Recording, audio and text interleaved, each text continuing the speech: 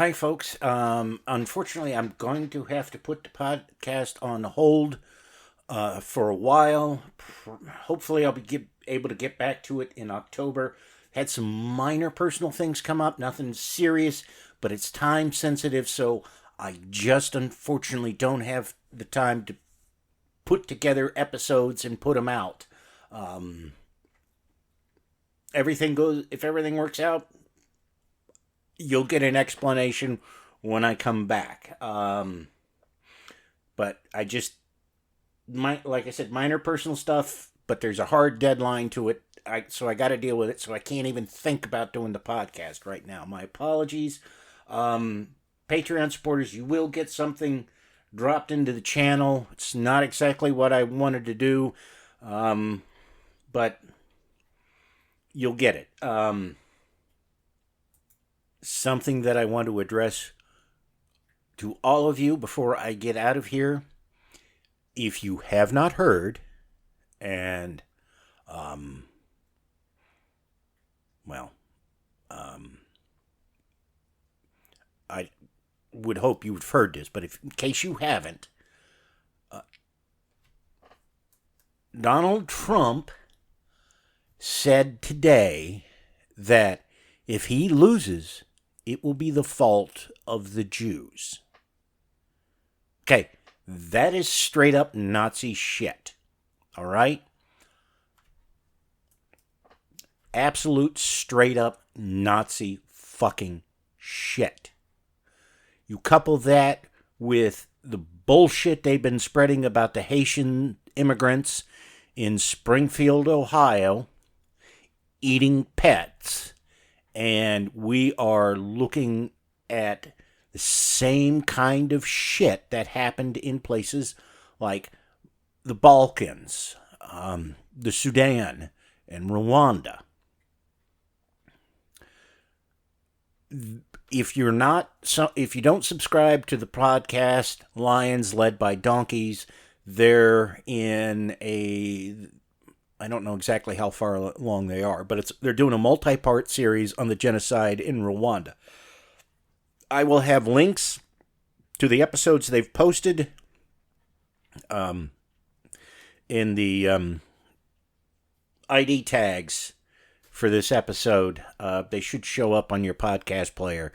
But if you just Google Lions Led by Donkeys podcast, you'll find it. You need to give it a listen. And you need to be concerned. I know I have mentioned in the past that I have a friend who is from Serbia. And she moved to the States when Civil War broke out in Yugoslavia. After Trump got elected, and I don't remember if it was when Charlottesville happened or what. It was sometime around then. She looked at me and she says, "Tucker, everything I'm seeing now, I saw in my country before Yugoslavia collapsed. I'm very frightened."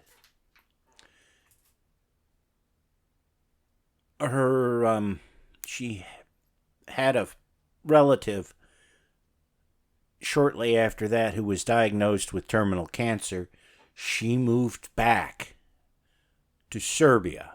Her husband is still here in the States, and she has not returned to the U.S.